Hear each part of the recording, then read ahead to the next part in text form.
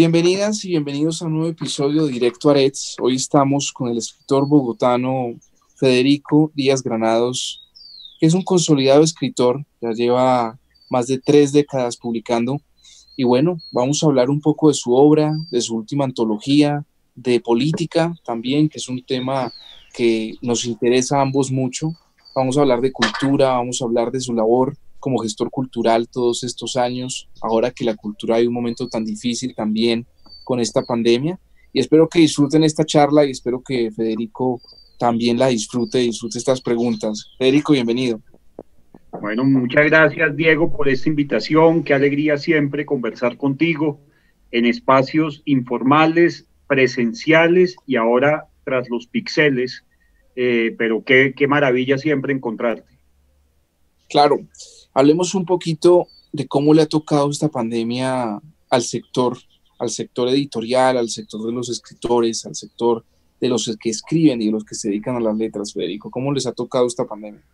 Bueno, pues ha sido duro. Yo creo que al igual que para el resto de la humanidad, pues es una pandemia que nos ha sorprendido, que nos ha tomado desprevenidos y que de alguna manera nos ha revelado cosas que siempre habíamos sabido, pero que la arrogancia humana nunca había querido reconocer de manera frontal, y es el hecho de que somos frágiles, el hecho de que somos insignificantes ante esos grandes desastres que ocurren. Entonces, esta pandemia nos ha revelado nuestra fragilidad, nos ha recordado nuestro lugar de extrañeza en el mundo, nos ha recordado que la soledad pues también es un refugio y que también puede ser una pandemia. Y bueno, por supuesto el sector cultural ha sido golpeado y el sector editorial pues ha sido muy golpeado. Vemos que en el caso colombiano, solo para mencionar el caso colombiano, pues una de las primeras medidas que se tomaron fue la cancelación de la Feria Internacional del Libro, que esto no solamente afectaba a todo el sector, que además del sector tiene una cadena operativa muy grande, que no son solamente los escritores y los editores, sino están los impresores, los distribuidores, los promotores de lectura, los bibliotecarios, en fin, es una cadena muy, muy grande que se vio afectada por esta cancelación de la Feria del Libro por obvios motivos. Se ha creído también que el libro es uno de los eslabones más frágiles de toda esa cadena cultural, que vemos ahora cómo los músicos están de alguna manera tratando de, usando esta palabra que tanto me molesto en estos días, el reinventarse. Muchos músicos están reinventando, ya haciendo conciertos pagos a través de links. Los teatros están tratando de mirar opciones también para lograr algún tipo de recaudo, pero esto lo estamos hablando en grandes plataformas, pero en el día a día, los grupos de teatro local, los narradores locales, los poetas locales, los teatreros, en fin, todos están pasando una situación muy difícil, y cuando se ve además que no hay políticas gubernamentales que incluyan a la cultura como una de las prioridades y como uno de las necesidades de la ciudadanía en esta pandemia, por supuesto va a ser mucho más duro. Vimos que el presupuesto que se pasó hace unos días del presupuesto general de la nación no solamente le recortó mucho más a cultura, es que lo dejó en un nivel muy ínfimo. Entonces vemos que es una situación difícil. Sin embargo, lo paradójico es que si algo ha acompañado a la gente en este tiempo es la cultura. Si algo ha acompañado a la gente en su soledad, en su confinamiento y en su encierro, ha sido precisamente el cine, la música, los libros. Las librerías están tratando de hacer su mejor esfuerzo para hacer domicilios, para fortalecer sus páginas web, en fin, pero es un momento realmente complicado, y con la paradoja que te digo, es la cultura la que está acompañando precisamente a la gente en este tiempo. Me recuerda un poco el libro de Vargas Llosa, que es, por supuesto, la sociedad del espectáculo, ¿no? Y cómo también a la cultura que se le ha destinado en el capitalismo ese lugar tan de espectáculo, y ahora que los espectáculos de alguna manera no se pueden ver o hay una limitación muy fuerte para poder acceder a ellos, uno se pregunta si esto se mantiene así, ¿cuál es el futuro de la cultura como espectáculo? Y un poco hablar de esas dos cosas, Federico, la cultura como espectáculo y además en estos tiempos que se vienen, si es también quizás un momento de cambiar o de reflexionar para qué es que sirve la cultura. Yo sí creo que es un momento decisivo para la historia de la humanidad. Es un tiempo en el que sí tenemos que repensar muchas cosas. Las grandes pandemias a lo largo de la historia de la humanidad han marcado el fin de una era y el comienzo de otra. Una pandemia acabó con la Edad Media y dio el nacimiento simbólico a esa nueva etapa que fue el Renacimiento, y así sucesivamente. El siglo XX y la modernidad de alguna manera se reinventó después de la peste española del año 18.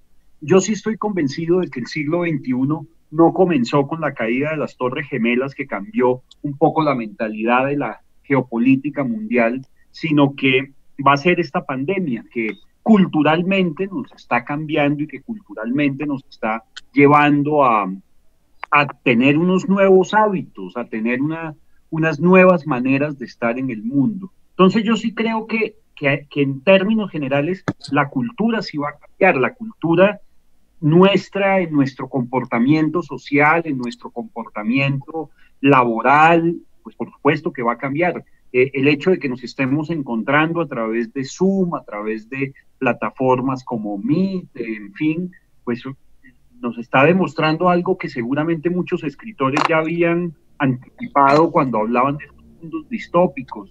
El caso de Fahrenheit 451, donde aparece una escena de unas señoras tomando té frente a una pantalla. Son cosas en las cuales se anticipó, y los directores de cine y escritores se anticiparon siempre. Entonces, claro que va a haber un cambio. La cultura del espectáculo sí se va a ver afectada, y se va a ver afectada porque si bien la cultura va a ser uno de los últimos, digamos, estamentos sociales en reintegrarse a una normalidad, la cultura del espectáculo lo va a hacer mucho más, porque finalmente la gente sí va a requerir de libros, la gente va a requerir de pequeños conciertos de música. Tú vas a necesitar descargar por Spotify o por donde sea, vas a necesitar descargar a tus cantantes o a tus músicos favoritos. Vas a seguramente a acceder a galerías de arte que tienen abiertas sus salas virtuales al acceso pues de todo el mundo.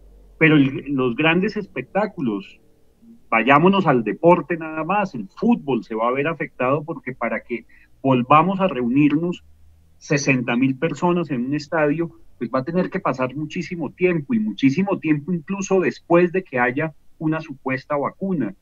Ni hablemos de los conciertos, ni hablemos de eso. Entonces, ahí se van a tener que pensar los empresarios de la cultura, y seguramente los gestores culturales, los pequeños gestores culturales, van a tener la oportunidad de tener un mayor protagonismo y ojalá una mayor relevancia en una sociedad como la que estamos viviendo.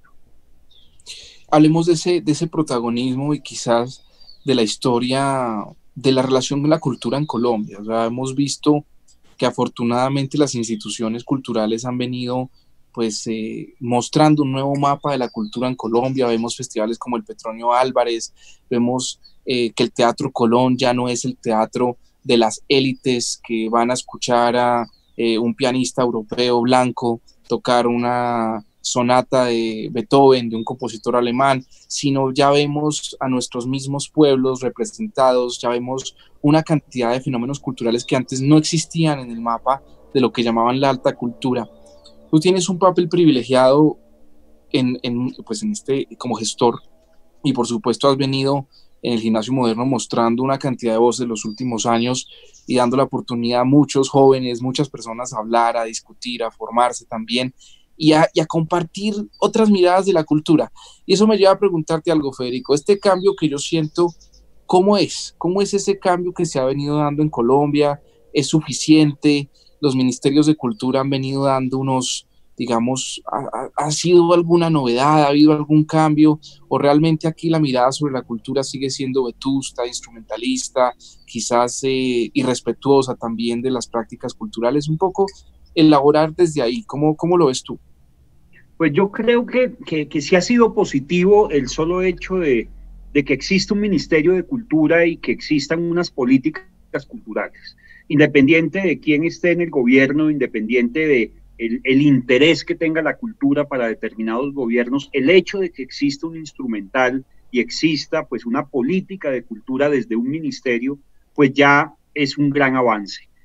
Yo creo que sobre todo en el gobierno de Santos hubo un gran avance en muchos temas, sobre todo de promoción de lectura, con la consolidación de las bibliotecas públicas, departamentales y municipales, en un gran asocio con la Biblioteca Nacional, por supuesto, como entidad estatal, y con Fundalectura y con cajas de compensación, en fin, que se logró articular una cantidad de cosas para que las bibliotecas tuvieran un lugar protagónico dentro de la reconciliación nacional, pensando en esa reconciliación nacional. Y fue allí donde una gran gestora cultural como Consuelo Gaitán al frente de la dirección de la Biblioteca Nacional, pues hizo una maravillosa labor precisamente de articular eso y de garantizar que todas estas bibliotecas tuvieran conectividad, tuvieran actualización de títulos, tuvieran la posibilidad de acceso a bibliotecas digitales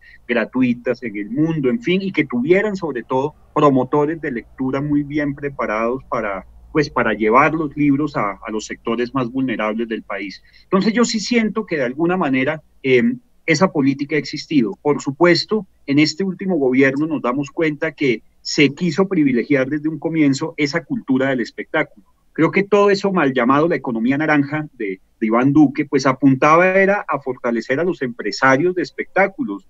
Si tú haces un concierto de los Rolling Stones, que además qué berraquera que vengan los Rolling Stones a Colombia y qué berraquera que venga un gran grupo musical a Colombia, pues por supuesto que eso va a ser parte de nuestro, digamos, de nuestro panorama y de nuestro entretenimiento y de nuestra cultura local, y va a ser importante esa visita, pero finalmente en lo económico eso va a favorecer simplemente a unos empresarios. Mi pregunta es, ¿qué pasa con las bandas municipales? ¿Qué pasa con el grupo de teatro departamental? ¿Qué pasa con el grupo de narradores orales que se reúnen en una biblioteca a ensayar los sábados? O el grupo de pintores y artistas que se reúnen también alrededor de una biblioteca.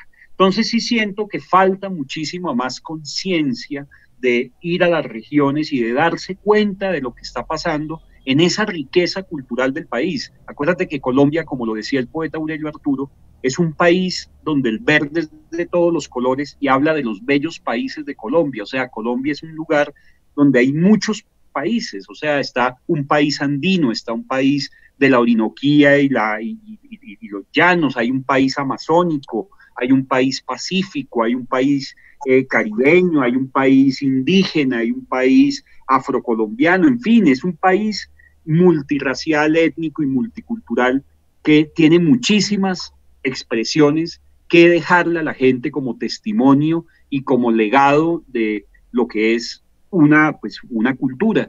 Y es allí donde precisamente siento que falta una atención y una mirada muy precisa sobre todo eso. Creo que sobre todo en este último gobierno, esa mirada se enfocó a los grandes empresarios del entretenimiento y nunca esa economía naranja estuvo pensada para el joven cineasta de una región o para el joven pintor o el joven escultor de otra determinada región. Hablemos un poco de algo que obviamente es complejo para un escritor y para un gestor cultural al mismo tiempo, y es en qué momento deja Federico Díaz Granados de ser el gestor cultural y empieza, digamos, el escritor. ¿Cómo es volver un poco a la obra? ¿Cómo es de alguna manera la escritura necesita soledad, necesita que el WhatsApp no esté sonando a toda hora, necesita que no lo estén molestando a uno, y la vida de un gestor cultural es precisamente que es ser molestado a toda hora? Entonces, ¿cómo hace usted, Federico? ¿Cómo haces para transitar esos dos espacios tan diferentes? Pues mira, yo creo, y esto se lo he dicho a muchos de mis amigos permanentemente, a las personas que están cercanas a mí, lo más importante es que yo siempre quiero estar en una temperatura y en una tensión de poesía, ¿sí? Que es la razón de mi vida.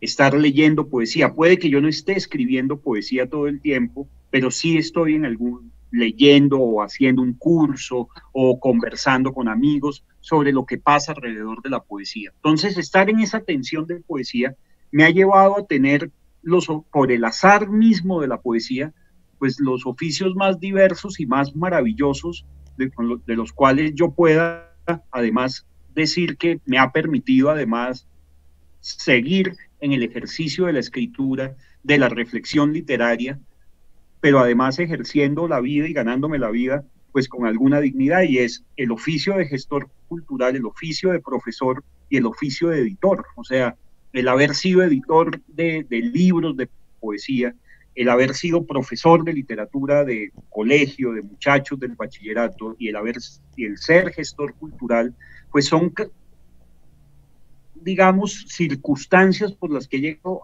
por puro azar y que siempre me ha llevado la poesía.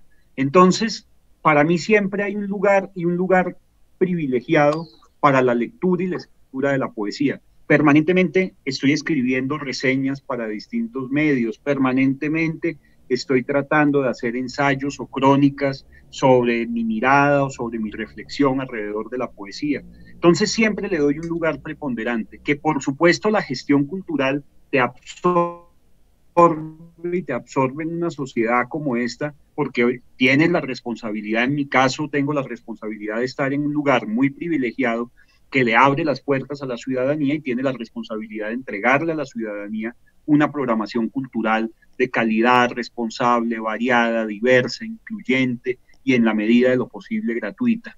Entonces, obviamente eso me absorbe. Sin embargo, siempre ha habido un lugar privilegiado dentro de la intimidad, dentro de la privacidad de mi casa para poder leer y poder escribir. Precisamente en este encierro y en este confinamiento, en estos días de pandemia, pues a pesar de lo doloroso y lo duro que es mirar hacia afuera y mirar lo que está pasando, pues acá, tratando de cuidarme, pues he recuperado un tiempo para la lentitud.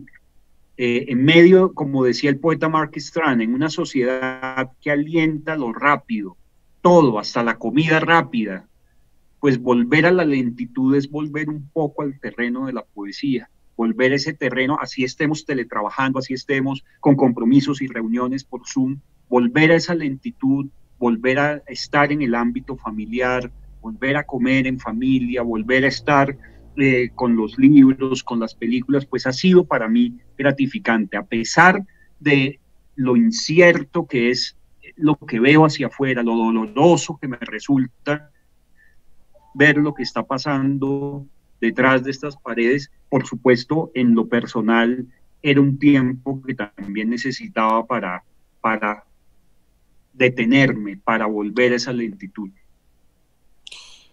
Quiero devolvernos un poco en el tiempo, porque en algunos lugares, en algunas entrevistas has señalado que tu territorio es la nostalgia, y la nostalgia te interesa casi que de una manera científica, podría decir uno. Y volviendo a la nostalgia y volviendo en el tiempo, quisiera hablar de tu juventud, Federico, pero también de esa Colombia. ¿Cómo era esa Colombia y cómo era crecer en esa Colombia? ¿Cómo fue crecer? Tú eres una familia pues que tenía una relación con las letras, con García Márquez, con la izquierda también muy importante. Has hablado también de eso en tu última antología, Adiós a Lenin, pero hablemos un poco de esa infancia, de esa juventud y de esa Colombia. ¿Cómo era esa Colombia, Federico? Pues mira, Diego, me encanta esa pregunta porque me gusta mucho recordar esos años, a pesar de lo doloroso que fueron para el país. Mi poesía, de alguna manera, siempre ha perseguido recuperar la infancia. Ha sido como recuperar un territorio de lo perdido a través del asombro de la palabra. Entonces, en cada poema trato, con mayor o menor fortuna, de tratar de recuperar esos momentos luminosos de la infancia, donde la vida privada era una vida fabulosa, llena de libros, la vida familiar, del entre casa, era un mundo lleno de escritores, de amigos de mi padre, que llegaban, que estaban en permanente tertulia, que había una conversación permanente alrededor pues, de los temas de la cultura, de los temas del país, en fin, y pues transitó mucha gente que quedó indeleble en mi memoria. Sin embargo, pues desde que tengo el uso de razón, llamémoslo a los 7, 8 años, pues estamos empezando la década de los 80 y son pues los años de mi formación en el carácter, de mi formación en lo afectivo, de mi formación en tantas cosas, y pues fueron los años quizás más difíciles de la historia del país. Yo recuerdo con asombro que yo tenía 10 años el 30 de abril de 1984, cuando en el noticiero nacional anuncian que cayó asesinado Rodrigo Lara Bonilla. Y eso para mí fue impactante. Y yo me acuerdo ver la portada de la revista Semana a los pocos días y ver la imagen de ese hijo de Rodrigo Lara, creo que es Rodrigo Lara, quien hoy en día es senador, de ver la imagen de ese niño, me acuerdo con una camisa azul en el cementerio de Neiva, llorando desconsoladamente por la muerte de su padre. Yo pensaba, si me arrebataran a mi papá, yo quizá estaría en la misma situación, y creo que esa imagen a mí me conmovió mucho. Al año siguiente fue la toma del Palacio de Justicia, y eso nos empañó un día muy feliz con mi papá, porque era el día en que había aparecido en una colección de literatura muy famosa en ese momento, que era la colección Biblioteca de Literatura Colombiana de Oveja Negra. El 6 de noviembre, 5, 6 de noviembre, sale la novela de mi papá, Las Puertas del Infierno, y ese día se toman en el Palacio de Justicia, y pues ya sabemos todo lo que desencadenó ahí y cómo terminó todo aquello. Luego, pues, la masacre contra la Unión Patriótica. A mí no se me olvida haber ido a un festival de voz, cuando el festival de voz se hacía en los alrededores del Coliseo del Campín, y me acuerdo que un personaje saludó con mucho cariño a mi padre en la llamada Arcadia de la Poesía, y a los 8 días ese señor cayó asesinado, era Leonardo Posada, y pues poco después cae asesinado Jaime Pardo Leal, y a los 4 años cae asesinado Bernardo Jaramillo, personas que yo veía en mi casa, que veía en los cafés donde iba a mi padre a hablar de Pablo Neruda, o iba a leer poemas, donde se daba un encuentro cultural alrededor, por supuesto, de las grandes problemáticas del país. Entonces me impactó mucho eso, pero sobre todo el año 89 fue un año muy doloroso, fue el año en el que asesinaron a Luis Carlos Galán, fue el año en el que se voló el avión de Avianca en Soacha, fue el año en que yo creo que de manera más descarada el narcoterrorismo le declaró esa guerra al país, le declaró esa guerra al gobierno, y donde ya los adolescentes empezamos a sentir miedo, un miedo de salir a la calle, ese miedo que venía de unos años atrás, y que yo ahí sí concuerdo cuando empieza todo el auge del rock en español en Colombia, después de ese concierto de conciertos que se hace en el Campín, cuando un grupo llamado Compañía Ilimitada nos dice, ven, sal a la calle, sal a caminar en la calle, algo bueno va a pasar, y estoy totalmente de acuerdo con eso, era salir a la calle, era volver a la calle porque sentíamos miedo, había el miedo de que en cualquier momento ponían una bomba en cualquier centro comercial de Bogotá. Gonzalo Rodríguez Gacha amenazó que iba a volar un colegio de clase media o clase media alta en Bogotá. Entonces, cualquier carro viejo mal parqueado cerca de un colegio era motivo de una evacuación de emergencia. Entonces, las evacuaciones de emergencia que nos hicieron a muchos de mi generación eran evacuaciones por amenaza terrorista y no por sismo o desastre natural. Entonces, todo eso marcó a mi generación y me marcó a mí particularmente, hasta que yo sí siento que con la Constitución del 91, el salir a la calle de manera entusiasta, siendo yo muy joven y sin poder votar todavía, haciéndole campaña a la séptima papeleta, haciéndole campaña a que se convocara una Asamblea Nacional Constituyente en las elecciones del 90, pues yo creo que generó un nuevo entusiasmo y generó una nueva cosa que sí también marcó a mi generación. Federico, hablemos un poco de ideología, de ideas. Vienes de una familia evidentemente comprometida con las ideas de izquierda.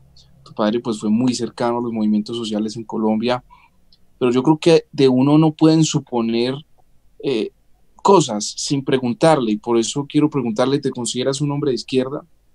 Sí, sí, entendiendo por la izquierda ser un hombre progresista, ser un hombre que de alguna manera estoy comprometido con que haya una sociedad mucho más justa, equitativa, donde no haya corrupción, una sociedad donde las personas puedan expresarse libremente sin temor a ser asesinadas, donde haya un respeto a las ideologías, haya un respeto a tu elección de identidad sexual, que haya un respeto a tu elección laboral, a cualquier decisión de vida. Por supuesto que estoy al lado de eso.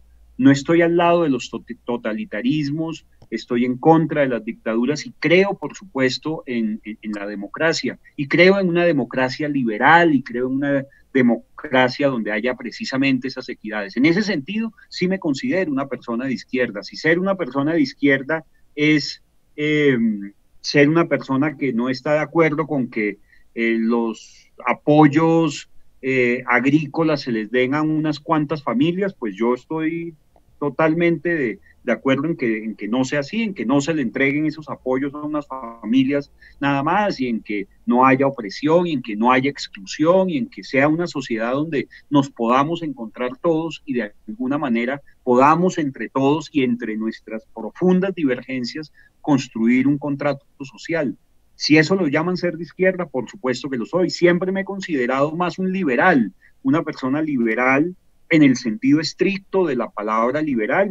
Si tú me preguntas en qué liberalismo me siento cómodo, yo me sentiría muy cómodo en el liberalismo de Alfonso López Pumarejo. Sí, me sentiría muy cómodo en la Revolución en Marcha, me sentiría muy cómodo en ese momento de esa República Liberal. No me sentiría cómodo en el liberalismo de un César Gaviria, no me sentiría cómodo en ningún momento. Siento que eso dista muchísimo de esto que te estoy planteando, de lo que fueron los radicales del siglo XIX o por supuesto estos liberales de comienzos del XX. Me considero mucho más cercano a todo eso que te estoy mencionando.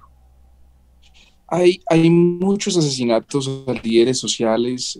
Hace poco tuvimos a Aida Bella en este programa y decía un poco cómo le recordaba a ella estos tiempos, esos viejos tiempos de la Unión Patriótica, que con tristeza a todos los que hayamos estudiado un poco la historia de Colombia vemos que fueron uno de los tiempos más crueles del asesinato sistemático, a una visión distinta de país, a una visión legítima de hacer política, una visión democrática que surgía, por supuesto, de gente que no tenía el poder y que no tenía ni los medios económicos, ni los medios productivos, ni la prensa. Y yo quiero preguntarte sobre el miedo, y el miedo, digamos que ambos somos de Bogotá, ambos somos quizás pues hemos tenido ciertos privilegios, pero en un país tan desigual también señalarlo, pero también el miedo a la censura, el miedo a que no te publiquen, el miedo a que no le guste al editor que tu columna quizás hable demasiado de líderes o hable demasiado de ideas de cambio, demasiado de desigualdad. Ese miedo, Federico, ¿cómo es habitar ese miedo? ¿Lo has habitado? ¿Has sido censurado? ¿Has tenido también un rol importante en un colegio de, digamos, hay que decirlo, de la clase más privilegiada del país? ¿Cómo es habitar ese miedo desde lo intelectual y desde lo privado también? Compartiendo también, por supuesto, la empatía natural con la gente que está luchando por estas ideas que he señalado en la pregunta anterior. Sí, pues te acabo de hacer un recuento de lo que fue ese país en el que crecí, ese país en el que habité y que por supuesto fue un país que nos enseñó a vivir con miedo y con miedo a muchísimas cosas y que sabíamos que nada de eso iba a cambiar de la noche a la mañana. Yo soy un gran futbolero, tú lo sabes, soy hincha del fútbol y sin embargo fui uno de los primeros que se desilusionó el día que asesinaron a Andrés Escobar. Era cómo nos llevaron al mayor entusiasmo y cómo nos llevaron a la mayor desilusión y cómo la intolerancia del país llevó pues a que a los pocos días uno de los jugadores pues más emblemáticos y más simbólicos de la decencia, de lo que significaba en medio de un deporte tan fuerte y de un deporte que despierta tantas pasiones, pues cómo Andrés Escobar representaba eso. Entonces, por supuesto, el miedo ha estado permanentemente. Sin embargo, creo que el ejemplo también de ver a mi padre y de ver a muchos de los amigos de mi padre pues me llevó un poco como a, uno tiene que ser consecuente con lo que está pensando y uno tiene que ser consecuente con esas grandes decisiones de vida y con esa postura ideológica frente a muchas cosas. Yo sé que estoy en una, digamos, en un lugar privilegiado, y seguramente mucha gente me ha dicho que estar en un lugar privilegiado como el Moderno, o hacer unas tertulias literarias, o estar cerca de la Casa de Poesía Silva, en fin, pues todo eso me inhabilita para dar ciertas opiniones alrededor, pues, del país, cuando finalmente, gracias a estar en unos lugares privilegiados, he podido trabajar en la promoción de la cultura para tratar de democratizarla un poco más, y para tratar desde lo que he podido hacer, pues de llevarla a todo el mundo, tal vez de la manera más incluyente y generosa que he podido. Entonces eso también me da un lugar para hablar, además porque el Gimnasio Moderno pues es un lugar liberal donde yo he podido opinar y donde yo he podido decir lo que pienso, y he tenido grandes controversias con padres de familia que son de extrema derecha y que los respeto muchísimo y que han escuchado mis opiniones con muchísima atención y que me han dejado trabajar y hacer las cosas como he querido. Es así como me han dado palo por haber invitado a León Valencia o a Gustavo Petro o a Ida Bella o a Jorge Enrique Robledo, gran periodista y exalumno del colegio, o a tantos personajes. Me han dado palo por eso, pero también he llevado a la activista anticomunista Ana Blandiana, fundadora del Museo de Memoria Anticomunista en Bucarest, y pues también la llevé y la llevé con toda la admiración hacia su obra poética, hacia su dignidad y hacia su prosa y hacia tantas cosas. Entonces, digamos que yo siento que como gestor, pues estoy haciendo las cosas acorde a lo que he pensado, acorde a mi formación y acorde a muchos asuntos. Miedo sentí cuando amenazaron a mi padre de muerte, a comienzos de los 2000, a finales de los 90, en pleno auge del paramilitarismo, en que se amenazaron a muchísimos periodistas y activistas culturales, entre ellos Alfredo Molano, Patricia Lara, en fin, entre tantos otros, pues amenazaron a mi padre, y razón por la cual él tuvo que salir al exilio en Cuba y vivir allá casi 6 años en que nos separaron, en que, bueno, pude ir a verlo y a visitarlo, pero en el que nos separaron de una manera abrupta. Entonces, un poco pensando en eso, siento que fue un momento en el que sentí miedo. De resto, no, de resto, pues hay que decir las cosas como están pasando. El año pasado, a raíz de las marchas, escribí un texto que me pidió el diario El Espectador, que era una carta de intelectuales a Iván Duque, y que yo le dije a Iván Duque lo que pensaba, y se lo puedo repetir, y siento que él está en el puesto que no le corresponde, que tenía la oportunidad histórica de entender lo que estaba diciendo su generación y los hijos de su generación, y no las escuchó, se prefirió casar con el viejo país. Y bueno, y en este momento veo lo que está pasando con periodistas y con intelectuales, lo que acaba de pasar en la revista Semana, que con la llegada de un grupo económico, pues obviamente cambia el perfil de una revista. Entonces, recuerdo cuando Daniel Samper Pisano renunció a su columna de los domingos en El Tiempo y dijo: es que yo prefiero ser columnista del periódico de una familia al de un grupo económico. Pasa un poco lo mismo con Semana, ¿ves? Era preferible la revista que pertenecía a un señor y no a un grupo económico. Vemos lo que pasó con los Danieles y cómo conformaron esta gran página que es tendencia nacional los domingos de los Danieles.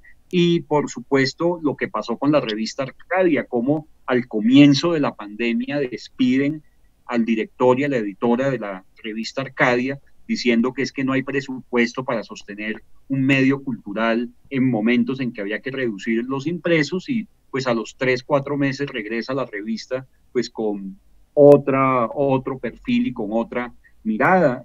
Entonces sí hay una censura y se está viendo esa censura de alguna manera.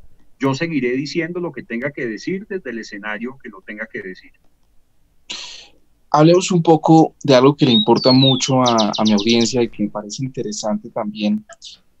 Tuvimos hace 2 días y se publicará pronto una entrevista diálogo de Mónica Godoy, profesora de la Universidad Nacional, con Florence Thomas, feminista reconocida por crear movimientos de género y movimientos de pensamiento feminista en la Nacional desde hace más de 40 años. Y bueno, a mí me surge una pregunta que tiene que ver con la educación. Tú enseñas en un colegio masculino para la, digamos, élite, y la pregunta sobre el feminismo ahí, ¿cómo es enseñar o cómo es pensar toda esta revolución de género desde también tu propia visión? Pues hemos visto lo que ha sucedido con el caso de Ciro Guerra, hemos visto lo que ha sucedido con intelectuales públicos reconocidos, y bueno, ¿qué se puede hacer ahí o cómo se puede trabajar eso desde la educación, Federico?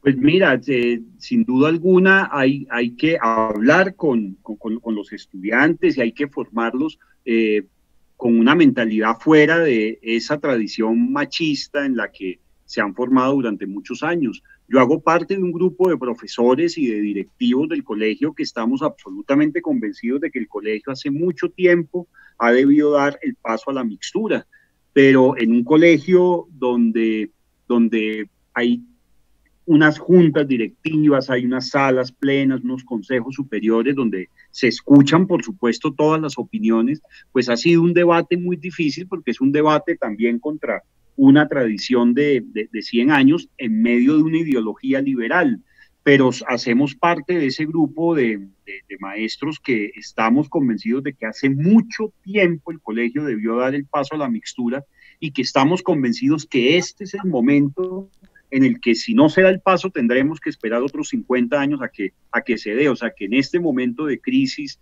en este momento de la pandemia, es el momento en el que se puede volver a abrir el debate y podemos volver a hablar del tema que yo sé que está a la orden del día.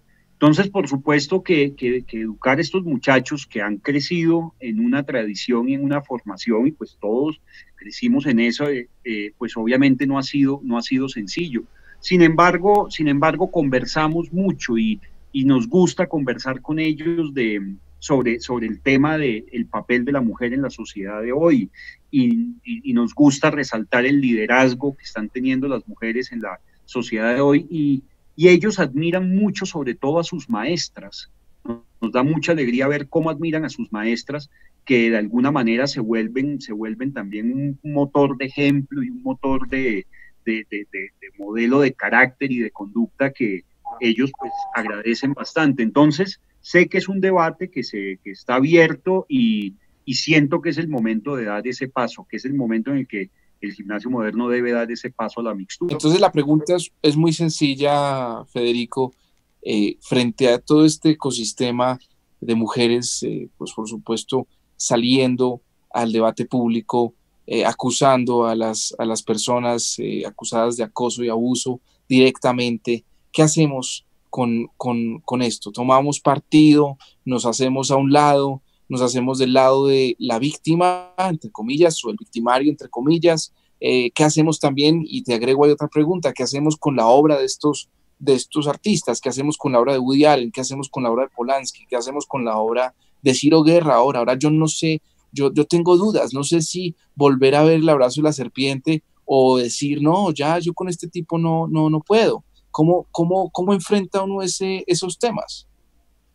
Sí, a mí me parece que es absolutamente necesario que todo este movimiento, además, en un momento como el que estamos viviendo, todo este movimiento feminista no pierda el impulso que traía. Yo creo que una de las cosas que yo siento que ha traído la pandemia es que de alguna manera ha nacido un nuevo autoritarismo que aplaca de muchas formas las marchas sociales y por supuesto el naciente feminismo, porque obviamente el autoritarismo es una actitud machista y es una actitud por supuesto persecutoria, y eso es lo que se ha visto en tiempos como los que vivimos. Entonces, en esa medida, ese impulso que ha traído en los últimos años todas estas reivindicaciones de denuncias, todas estas reivindicaciones de las mujeres frente a su lugar en la sociedad, frente a su liderazgo en la sociedad y frente a las víctimas que han sido de parte de las actitudes machistas de tantos hombres, no solamente reconocidos, sino de la misma sociedad que ha tenido esa actitud machista durante siglos, pues por supuesto hay que apoyarlo y hay que apoyar con todo el que estas cosas se sepan, ¿sí? Es muy importante que se sepan porque es el lugar que ellas han ganado en esta lucha y en esta reivindicación. A mí me parece que, por supuesto, todo tiene que venir, por supuesto, todo tipo de denuncia de donde provenga y sobre el tema que sea, pues tiene que venir, por supuesto, con pruebas y tiene que venir con pruebas muy contundentes para que de alguna manera pues se sepa y se juzgue en una real balanza lo que ha pasado. Entonces, siempre y cuando vengan con todas esas pruebas, pues por supuesto es necesario que se siga reivindicando. ¿Qué hacer con las obras?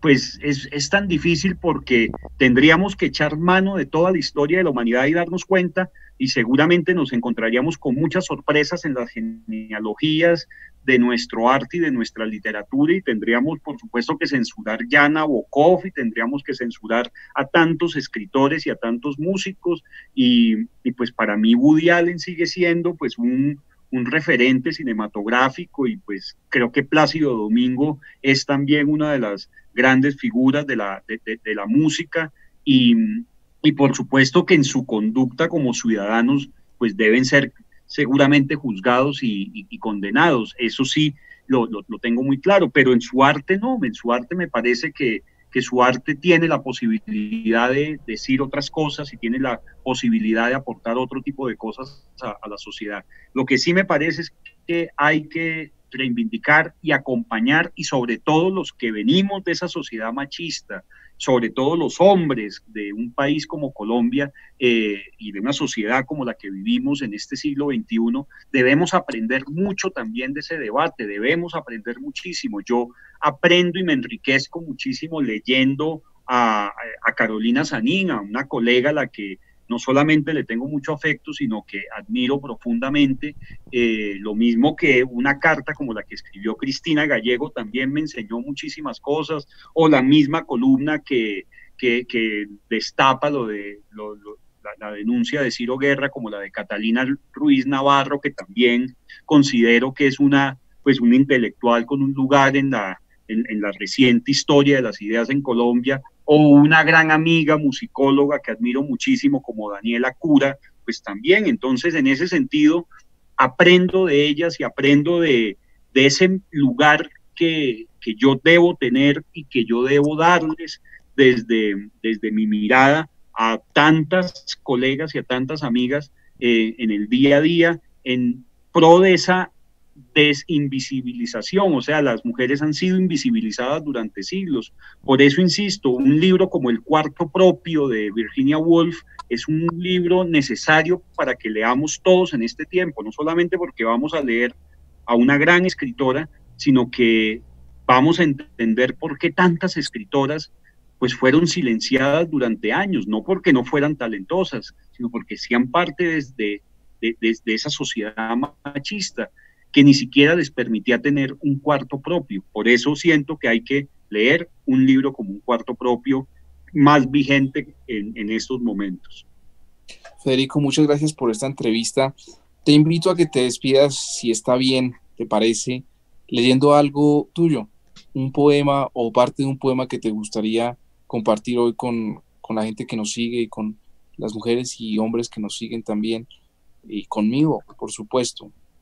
Bueno, pues, querido Diego, en aras de nuestra amistad y los tiempos que vivimos, que como bien te decía al comienzo, partimos de una sociedad del afán a una sociedad de la lentitud. Por eso este poema, Las prisas del instante.